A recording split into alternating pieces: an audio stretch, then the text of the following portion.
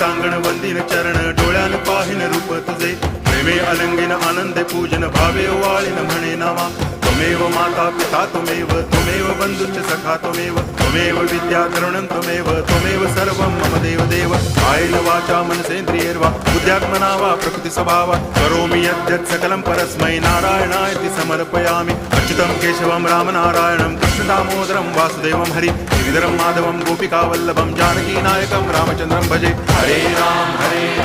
Ram Ram Hare Hare Hare Krishna Krishna